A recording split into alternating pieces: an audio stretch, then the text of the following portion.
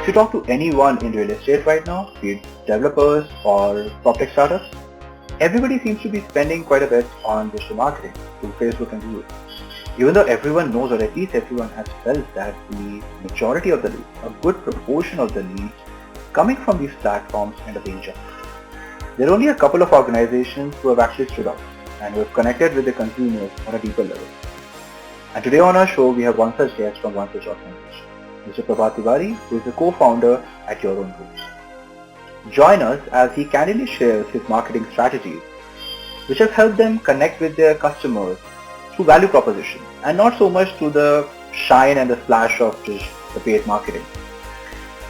He also shares his views on the importance of brokers in the real estate community and the future of deep technology, artificial intelligence, virtual reality, metaverse in real estate. Be back with Prabhat. Hi Prabhat, super excited to have you with us. Hi Digvijay, thank you. Yeah, so tell me one thing. You have had an impressive career for spanning well over 27 years, right? And the last 7 years have been all about building your own home, right? That is when you started your entrepreneurial journey. But what really piqued my interest was, before this, you were in a corporate role in a core technology companies, not so much in real estate, right? So what attracted towards you this rental space, this real estate space, and how did this inspiration come about? So I think that's a very that's a very good question. And when I was at Stanford Business School, I always wanted to do something of my own. This is something which is always there in the back of my mind.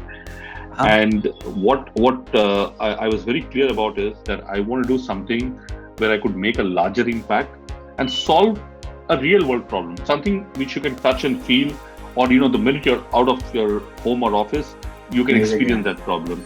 Yeah. And that is where real estate as a space was something that I was kind of attracted towards. And in my last job, where I was a senior vice president for exchanging, one of my clients, in fact, two of my clients were CBRE and CNW. Now, when I was working with these companies very closely, I was just seeing the concept of managed offices very, very closely. And that's when this whole idea triggered into my head that look at the problems in India, especially from a residential perspective. It's a huge market. The problems are very obvious. Most owners struggle to get good economic returns out of their asset. The concept of professional property management, rental management does not exist. Infrastructure in cities is still much behind than where it should be, and so on. And I could sense that there was a much larger problem to be tackled, and a more technology-based solution that had to be kind of built.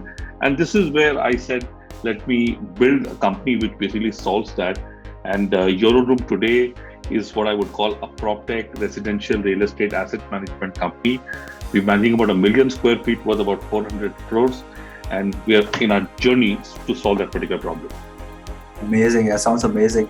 Especially, I could totally relate. Like, I have had my own entrepreneurial journey before becoming the CBO of TOTALITY. The value creation, everything. It totally. I could relate to what you said there. So now that you have completed over 7 years in real estate as with running your own room, right? In that time, you might have seen, because in the last decade there has been a lot of technology adoption in real estate, right? So how have you seen this adoption in the industry, whether it's just related to pace, whether it's faster, slower, or how open do you think real estate companies are today in terms of this adoption? So if you look at technology, real estate has always been a laggard in terms of digital adoption. It has always been fintech or for that matter, edtech, who've always taken the lead in terms of digital adoption. But today, I think with mobile phones being very pervasive, easy access to cheap data, internet, it's real estate has become a bit of a level playing field, and that's where the real difference between success and failure now comes down to technology. So, real estate as an industry has started adopting technology. Now, if you look at adoption of technology, right? Technology is a very broad term. I can broadly put them into 3 different buckets or 3 different generations. The first generation was all about what I would call property listing. This is where you have companies like Magic Bricks, 99 Acres, Housing.com, which Yeah. typically created a marketplace where they got all the various actors and players like buyer, seller, insurer, etc., everyone into one single tech platform, and they Mhm. assume that transactions will happen. Yeah. But keep in mind that this is at a time when Google wasn't as pervasive or Facebook wasn't as deeply entrenched, and this is where True.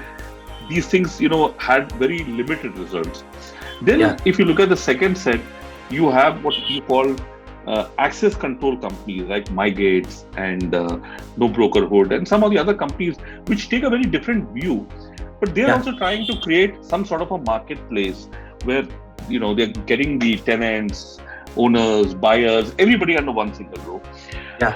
And then I think what I would say the real exciting phase is now when you have companies which have a full-blown rental property management buy and sell solution where they are hand-holding a particular customer through the entire the entire digital journey. And this is where Yes. we look at ourselves as one of the players. We look at No Broker, we look at Square Yard, and I'm sure there are many more. Yeah. So if you really look at it, to me, technology is not just about a portal or an app. It's about solving a larger business problem, and this is where what we are trying to do is look at it as solving all the way from discovery and tenant management to inventory and property management to invoicing, payments across multiple gateways, running core operations, running core contracts, having dashboards, and then hopefully we're getting into resale, etc., and so on. So it's about covering the 9 yards and making sure that all the transactions are are solved using the technology platform. And I personally think today PropTech is key to solving most of these challenges, and the residential real estate market is very well positioned to take advantage of that. Amazing, yeah. Exactly. I totally agree with you, especially in terms of technologies such as even CRMs, regular CRMs, right? Real estate has been really, really slow to pick it up. But now, especially post-COVID, there has been a lot of push from all over the fraternity. And I totally agree. It was an amazing answer. Thank you so much for that. No, absolutely. One thing that I always ask with PropTech startups that we are having to talk with is your experimentation, that journey of experimentation with marketing channels, right? Because as a startup, you need to figure out what is exactly going to work with you or work for you to connect with your customers in the right way. So what has been that journey for you, and what did you learn out of it, and what did actually eventually work for you? So one big learning for me in the entire journey has been that when you look at rental management, property management, so what we are doing is asset management, right? Which includes these two. These are high ticket values. These are not small ticket values. And high ticket value, the sale happens more through value proposition. Now, to explain the value, to get the value proposition across is very important. I mean, when we talk to our clients, it's not about that, hey, I can get you a higher rental or to an owner, right? I can get you a higher rental. It's about the fact that we've got a solid value proposition. It's professional rental property management. We are the custodian of your asset. We're giving you rental yields, cash flow, appreciation, and so on. Similarly, from a tenant perspective, it's not just about getting an apartment in a certain micro market or certain complex. It's about giving them a service along with a good product. So what has helped us tremendously has been building a brand and basically communicating that brand proposition to the end customer. And this has worked more through all the various social media channels, more in terms of value proposition, testimonies, videos, and so on. Now, the second thing which has worked very well for us has been our inside sales team. Now, inside sales team, actually, they are much more targeted because remember, they need to be given very clear direction as to go to this micro market, pick these type of assets, look for these type of tenants. And by the way, in today's world, getting leads, like generic leads, is not very difficult. Right? True. It's about getting the right. So what we do is we kind of work with a lot of these portals, etc. So all these top portals that you can think of, these are nothing but lead generation channels for us in addition to the others. True. So the inside sales has worked very well for us. With regards to Google AdWords, Facebook, promotions, etc. Honestly, we are yet to figure out, what is the right solution. But this can really take away a lot of the money. And I've had some. I would say, a lot of scenarios where we have burnt a lot of money, we've got very limited return, we haven't got really value out of it yet, but we are still learning in that process. So these are 3 channels. The first 2 is what I'm a big fan of. Amazing. What you have said is absolutely true. In fact, if I talk about real estate developers and channel partners, they also do a lot of digital and in terms of branding exercises. So it basically slides into the next question that I wanted to ask. The whole point of doing unmarketing or running unmarketing for us was to show that the future of real estate is not just paid marketing, right? It's creating that brand connection with the consumer. Whether you're deploying AI to be able to enable the right communication, the right creatives, or through creating a brand awareness through value propositions and stuff like that, right? So as you correctly pointed out, in your case also, that thing has worked really, really well, right? And can you give specific examples? Like, for example, if I have to look at your startup as a consumer, I would say that price of the rent and the location is something that used to be primary at one point of time, right? So at this point of time, what are the different value propositions other than pricing and location that you propose to your customers and that really work for you? Yeah. So if you look at us, and this is very important because, constantly we're going to look at it from 2 different channels, right? We're going to look at it from a tenant perspective as well as from an asset owner perspective. I mean, it's like if you were to look at Swiggy, you always look at it from a tenant, from a consumer perspective as well as from your partner, which is the restaurants. So similarly in our business, both of them look at things very differently. And I'll first start with the asset owner, then I'll talk a little bit about the end consumer. An asset owner, if you look at it, they are very clear in their mind. They are looking for what we call professional asset management or rental and property management. So they want someone who looks at it from start till the end and make sure that everything is taken care of, whether it is getting the property ready, getting the tenant into the asset, collecting rentals, renewals, etc. So first is that. The second is continuous cash flow and higher rental yields. I think this becomes very important because an owner looks at it as a financial product. And when you look at this as a real estate as a financial product, there are only just 2 things, right? How is it appreciating? Which means take care of my asset, the property will appreciate. Get me good rents, that's my dividend or rental yield. So that becomes the second critical thing. And third is transparency, right? Just give me full transparency. I don't expect that always give me the higher rental, but tell me what's going on in my asset, if something is wrong, etc. And that's where your technology becomes very critical because through your dashboards, both portal as well as app, you can provide all that stuff. Similarly, if you look at it from a tenant's perspective, I think a tenant typically looks for a good product. And in our business, there is product, there is service. And product, what we believe in is that you need to have good products which are safe, secure, work from home friendly homes. So this way what happens is you've solved 80 to 90% of the core problem. And remember, with cities, the way they are moving, the infrastructure is yet to keep pace. So there are these challenges which will continue to exist. So if you take a good product, you've solved a good chunk of it. And on top of it comes our services, which is, in terms of supplementing these things. So basically that's how it is. So in my view, the entire, if I can oversimplify the whole thing, this is a lot about, communicating the value proposition and then delivering on whatever value proposition that has been communicated. And I think that is very key for us to win more customers and more importantly to retain customers once they come into our listing. So you want to keep the churn also as low as possible. Amazing. Actually, this sits in very well with the whole idea of unmarketing, right? To be able to connect with the consumer at that level, that no more paid marketing it does not give you the same outputs, but it becomes much more organic and there's a brand loyalty and everything. Amazing.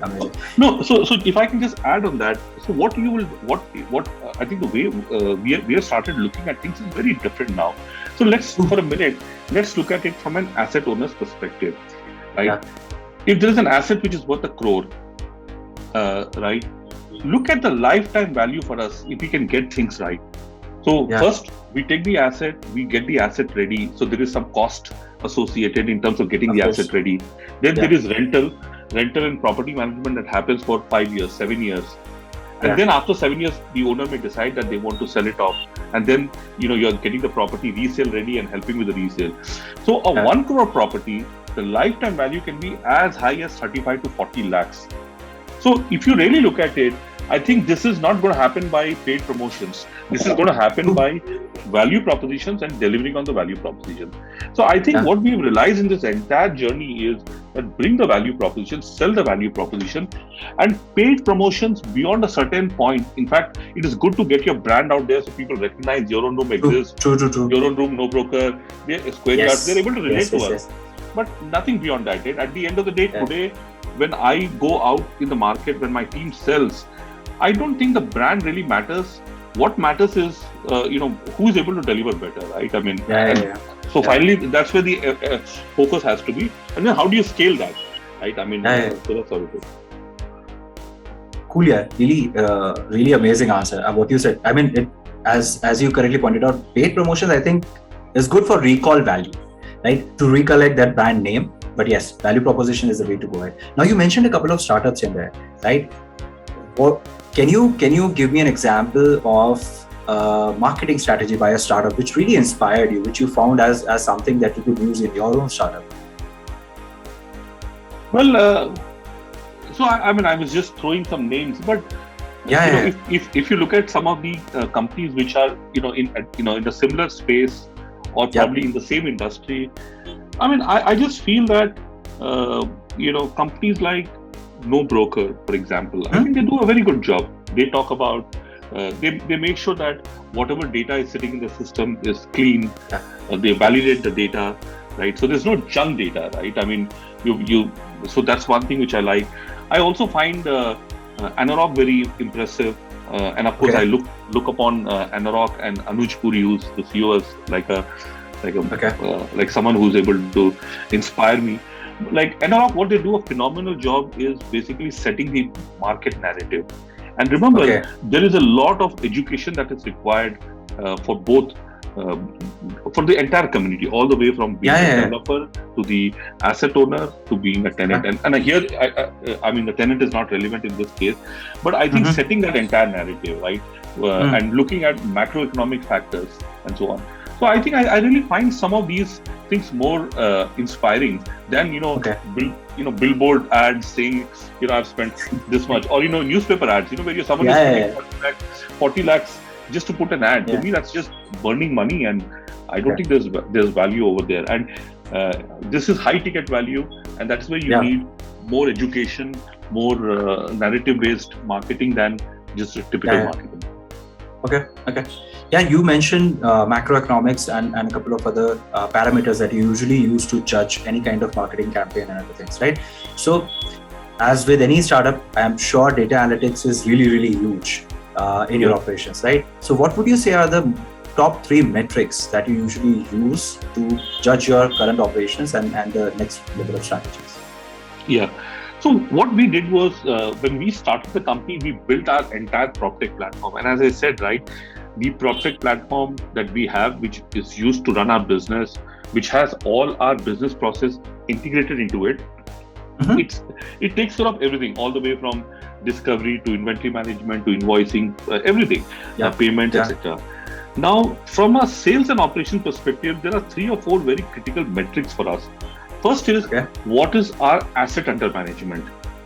Right, asset under management in terms of value, in terms of square feet. Like, for example, our AUM is today 1 million square feet, and value is about 400 crores, right? That needs to keep increasing. The second one is order book. Now, order book basically, we look at order book very closely as a multiple of our revenue, because when we are running the business, we need to make sure that we are not secured for the current year, but we are secured for the next 4, 5, 6 years. So we sign long-term contracts. So order books becomes very important. Third is utilization. Utilization basically means that I've got these many assets, how many of them I have a tenant in the assets and how many I don't have, right? If I can increase my utilization or optimize my utilization, obviously I'm getting more revenue from the same asset. And last is tenant retention, because tenant retention translates into revenue retention for us. And remember, the dilemma which we always have is how much effort do we want to put in farming versus hunting, right? Farming is basically making sure that people stay for long, etc. Of course, keep in mind that there are certain factors that decide whether people stay beyond a certain point. it True. could be their jobs, it could be their personal situations, or sometimes it could be some of these black swan events like COVID, etc. But we need to make sure that the retention, and in some of these metrics, I think we outperform some of our competitors fairly well. Okay. So these are things which we look very closely, and then there are financial metrics like revenue, margins, and cash collections, which becomes very important for us. Yeah. So one thing that you did not touch upon, and I'm sure it must also be a factor that you might be tracking, or a metric that you might be tracking, is the customer acquisition cost, right? Something related to that you spend on marketing. So when you spend on online platforms, especially you talked about Facebook and Google in the beginning, how do you track their productivity? Are you able to track the customer acquisition cost, or are you able to attribute the leads that you're getting from them, and finally, which are taking up apartments with you? So basically, what we do is all the leads are basically captured in our CRM system, and for all the leads, we make sure that the source of the lead is also captured, right? The source can be an online platform, and it can be Magic Brick, 99 Acres, No Broker, whatever. It's our platform through which it comes. It is also through our sales team and through our partner network or broker network. So wherever it comes from, I think what we do is we are able to trace it. So that's how we are able to calculate our cost of acquisition. The second thing is that there are certain things where we also run campaigns. Right now, so whenever we run a campaign, the campaign is also tracked very separately and through the tracking. So we are able to manage and keep a very close watch on the customer acquisition cost and run the business. Now, one very important thing which we've also started doing is, in addition to our retail business, right, where these leads become very important, we are also heavily focused on what you call establishing B2B partnerships to reach out to the end consumer. So you can call it like a B2B2C strategy, right? So we are tying up with companies which typically have access to very large inventory, like 100 units, 500 units, right? Or companies which are heavily into sales and marketing, where they sell, they have been managed to sell, 10 complexes and so on. So that is being tracked separately, because that's the leads are coming through different channels, and there are more senior people in the team who are involved in nurturing those relationships. Okay. Amazing. Yeah, that's a very interesting nugget of information. So now I want to shift focus to the emerging technologies, the deep technologies, which have basically made quite a splash in real estate in the recent times, right? So, for example, artificial intelligence, virtual reality, metaverse, right? So let me take them one by one. So I want to start off with artificial intelligence, right? Artificial intelligence obviously is a big part of the marketing platforms. Your Facebook, Google already deploy them and give you the best benefit, give you the best output. So how do you see artificial intelligence becoming a part of your operations, if you've already done something around it, and if you're using some other platforms, and how do you use that data, use those insights in your operations? So if you look at it, AI, of course, and data intelligence, BI, AI, all these things are super critical, for us to run our business. And I think there are a lot of choices which we need to make, and the choices are: which micro markets do we acquire properties in? Which, at what price point do we acquire? Right, whether it is acquired for a co-living or for family. So there are various decisions around acquisition that needs to be done, and that is where a lot of this data helps us typically, and we are able to predict, saying that, hey, in Bilandur the requirements are much higher and rental yields are 4.5% compared to Whitefield, where it is 3.8%. Those kind of specific details, etc. So I think it is about making decisions on acquiring. The second decision is also about asset performance. How is the asset performing? Right. I mean, if I have an asset in Vaswani or Prestige or Shobha, or maybe in some tier 2 properties, or maybe tier 3 properties, or maybe in a PG type of a setup, do I really know what the performance has been, or am I just going with my gut feeling? And this is where one thing is very clear: data never lies. So we are able to really churn that data, and we've got a solid tech team that sits and does that, and they tell us that, hey, go and acquire more properties in these things, because you get better, you're able to give better yields, and you're able to get better yields, etc. Your attrition rates are lower. The third one is looking at it from a tenant perspective, right? Which property sees too much of or what type of tenants are staying with us, why are they not staying, getting a sense of that. So what happens is then it helps us make larger strategic decisions and tactical decisions. And a service request, which properties are giving us a lot of service requests. Because remember, solving a service request means a certain cost that we have to bear. And in a city like Bangalore and Pune, I mean, if I send a blue-collared guy to a particular property, if he just goes and comes back, that itself is going to cost me money, right? So we got to be a little smart where we need to keep that less in terms of all that. So basically, it's all about asset data, it's about strategic data, it's about tenant data, and looking at all that from a technology perspective, and then making the right choices and taking the right decisions. That's how we kind of look at AI and, for that matter, BI, a lot of business intelligence, etc. That we've kind of built in.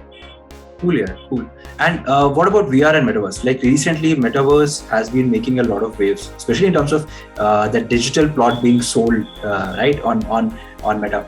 So, with respect to that and virtual reality, something that became really, really huge during the post-COVID lockdown phase, wherein people are not able to actually visit the sites, right? So, have you delved into it? Have you dabbled with it? And what's your viewpoint on it? See, as far as virtual reality is concerned, I think that is relevant to our business, because when we try explaining our particular product, virtual reality solution always makes it easy, because people who come and want to stay in our product, many of them are not in the same town. Someone is coming from Delhi or Bombay or whatever, and they want to get a sense. But the biggest challenge which we see in on the ground is by looking at a VR. You cannot, and if you look at the reality, on the ground, there can be a big gap, and that actually can lead to a lot of, dissatisfaction among customers, right? Because we don't want to paint a rosy picture, and say that this is how it looks like, etc. And second, there is the cost involved. So the question which we are today debating, internally is that A, is this the right solution? And B, is the price point right? So at this point, we do not have a clear, firm answer yet from a business perspective, right? Theoretically, I'm not disagreeing. It's a great thing, right? So what we are doing is we are still using some of the more traditional methods, which is, we are putting together video recordings of the property and we are sharing. But what we realize is that people are, they're still not making decisions based on the video recording, right? They're still coming and saying, I still want to see the property. So it's like double effort for us. Right, someone comes, he sees pictures, then he sees videos, then he again comes and sees that, right? So I think from a business case perspective, I think we still don't have a very firm answer. Hopefully, maybe next time when we have a chat, Digvijay, I probably will have something to answer on that. With regards to Metaverse, I think Metaverse, I was actually invited as a judge for one of the college events. There was a very interesting event in one of the business schools over here, where we had all these colleges that have come, and I was kind of paying a lot of attention, learning from them. I feel that Metaverse is still at an early stage from our business perspective. It probably will make sense for a developer who is selling a property, right? Because remember, when you're selling a property, you have a very strong business case, because remember, basically it's just a barren land, and you're selling a barren land and you're selling a project. Now that project, somebody would have done a 2D model, 3D model. So a lot of resources exist. It's all a matter of how do you convert it and represent that in a metaverse format. Whereas in our case, at this point, we are not selling something which doesn't exist. What we are selling is something which is real. It's like, hey, go take a look at Vaswani Reserve in Bilandur, or go take a look at Shobha Habitat in near Manyata. So these are real products. So it's better that people go see that. So Metaverse, I think we still have some time before we'll have something very solid. It is still going through the hype cycle.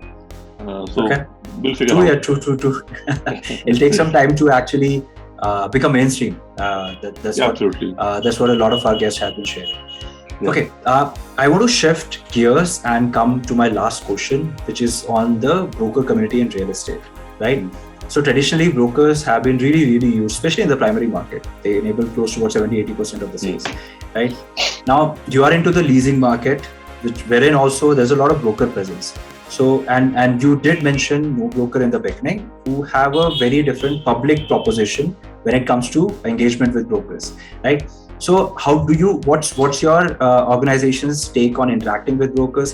Do you interact with brokers, or what do you feel about it? So I feel that brokers are going to be an integral part of the residential real estate ecosystem, and they bring certain value to the table which nobody can bring. And first biggest value that they bring is hyper local intelligence. Yeah. Remember, real estate is a product where location matters a lot, and there are so many nuances. I mean, take a small example, right? For example, I live in Koramangala. In Koramangala, there is a road where one side of the road is Koramangala second block, the other side is third block. Yeah. The price per square feet is almost 20. There's a difference of 10 to 15,000 rupees per square feet. Then there's Koramangala third block and Koramangala fourth block, which is separated by just the road, which is just very close to where I'm talking to you. The difference is, in one place, property sells at 22,000 rupees per square feet. In the other place, it goes to 38,000. And these are all in public domain. Now, the question is, why is there such a difference? And the reality is that there is a certain reason behind it. There's a lot of, hyper local intelligence that is there. And that is something which someone who has spent good amount of time, effort, energy in a local area will understand that. And this is something which a broker understands better than anybody else, because they have dedicated a good amount of their time towards some of these things. So I feel that nobody can replace brokers easily. But then brokers, there are two categories: people who understand, and then there are people who are like just trying to cut an easy deal, and make money. I think those guys will go away, because remember, information exists, right? Basic information which is there in public domain today, you don't need, right? I mean, which property is where, what's on the right side, what's on the left side, a lot of stuff is all there in public domain. But the nuances, they're all missing. So our public stated position is very clear that we see brokers to be part of it. We want to partner with the right set of brokers, and we work with brokers. And what we have seen is that they bring a lot of complementary value. And second, getting brokers also creates a much more scalable business. So instead of hiring 100 people, and keeping many of them idle, and then laying them off, etc. I would rather create a business model where we have brokers who come and work with us on specific mandates. So that makes the entire business scalable pan-India, not just Bangalore, right? And we use brokers in Bangalore, we use them in Pune, and when we launch new cities, we would like to partner with them, both from a asset acquisition as well as from a tenant acquisition perspective. Okay, amazing here.